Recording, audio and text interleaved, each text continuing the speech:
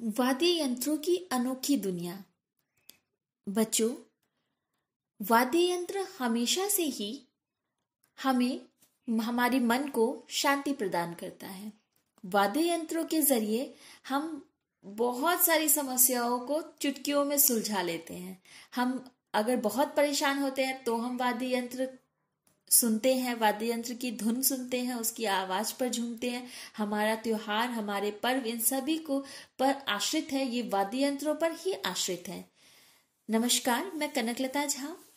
आज हम वाद्य यंत्रों की दुनिया के बारे में कुछ जानेंगे और समझेंगे।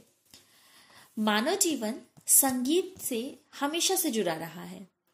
उदास और निराश मन को प्रफुल्लित करने वाले संगीत के महत्वपूर्ण अंग हैं विविध वाद्य यंत्र, जिनके बिना की हम कल्पना नहीं कर सकते संगीत की।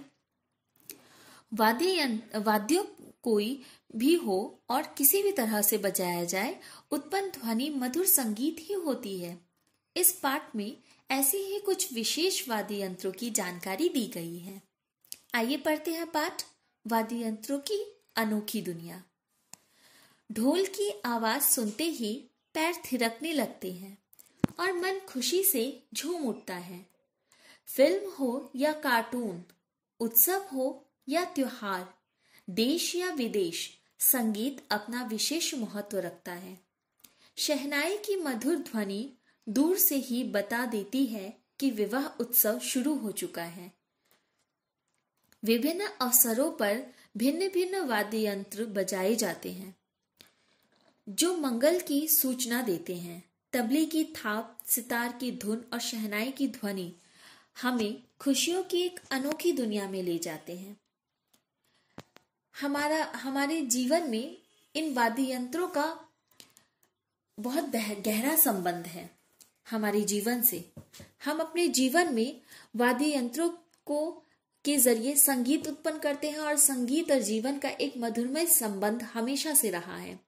हम परेशान होते हैं तो संगीत सुनते हैं, हम खुश होते हैं तो संगीत सुनते हैं, यानी दुख और सुख दोनों में कहीं ना कहीं संगीत हमारा साथ अवश्य देता है।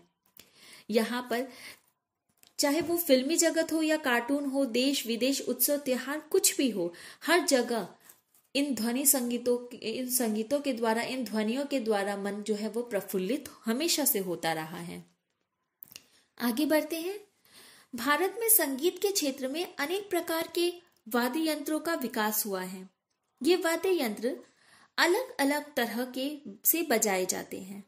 तबला, ढोलक जैसे वाद्य यंत्रों को थाप देकर बजाया जाता है, तो बांसुरी, शहनाई को फूंक से और सितार, संतूर आदि को के तारों के कंपन उत्पन्न करके इसे बजाया जाता है।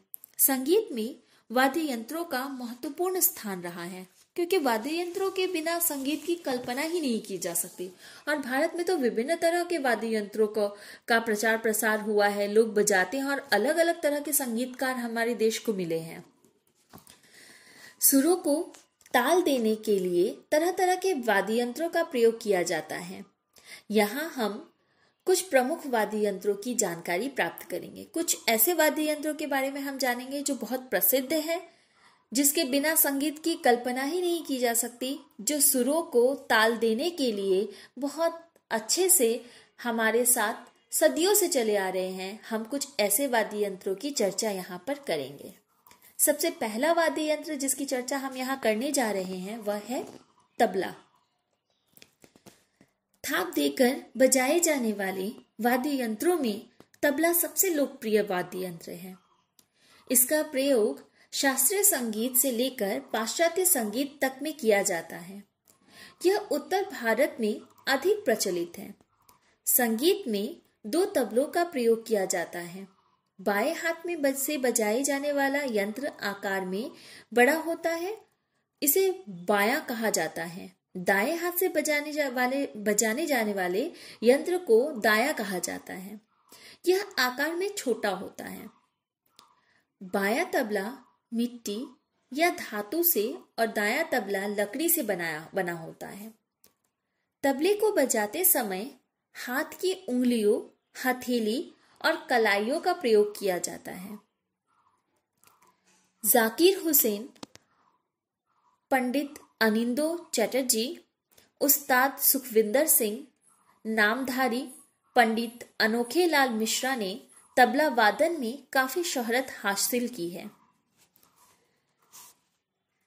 इन सारे महारथियों ने तबला बजाने में बच्चों बहुत ही महारत हासिल की है। इन लोगों ने, ये सब महारथी कहे जाते हैं तबला के क्षेत्र में। तबला हमेशा से ही एक लोकप्रिय वाद्य यंत्र रहा है हमारे देश में, या देश और विदेशों में भी। भारत में क्यों, भारत के बाहर भी तबला को बहुत लोकप्रिय वाद्य यंत्र के रूप में देखा जाता है। हम आगे बढ़ते हैं और पढ़ते हैं बांसुरी। फूंक से बजाए जाने वाले वाद्य यंत्रों में बांसुरी सबसे सुरीला वाद्य यंत्र है। बांसुरी लकड़ी की बनी होती है जिसमें छेद के पार हवा के प्रवाह से ध्वनि उत्पन्न होती है। करीब 35 से 40 हजार साल पहले की कई बांसुरियां जर्मनी के स्वाबियन अल्ब क्षेत्र में पाई गई हैं। इन बांसुरियों के अनुमान लगाया जा सकता है कि यूरोप में एक विकसित संगीत परंपरा आधुनिक मानव की उपस्थिति में प्रारंभिक काल में भी विद्यमान थी। वहीं भारत में भी बांसुरी पौराणिक महत्व रखती है। भारत में मुख्य बांसुरी वादकों में हरिप्रसाद चौरसिया, पन्नालाल घोष, राकेश चौरसिया के नाम उल्लेखनीय हैं। बांसुरी की आवाज बहुत मधुर होती है। व्यक्तिगत रूप से मुझे बांसुरी की आवाज बहुत पसंद है। बांसुरी की आवाज और बांसुरी की कहानी भी बहुत प्राचीन, हम जर्मनी से लेकर भारत तक क्या इसका विकास देखते हैं और बहुत पौराणिक विकास देखते हैं। बच्चों, आज हमने तबला और बांसुरी के बारे में बहुत कुछ जाना और समझा। इसके बाद अगले वीडियो में हम और भी कई सारे वाद्य यंत्रों से परिचित होंगे, उनके बारे में जानेंगे, समझेंगे और उन सब वाद्य यंत्रों के महत्व को सीखेंगे।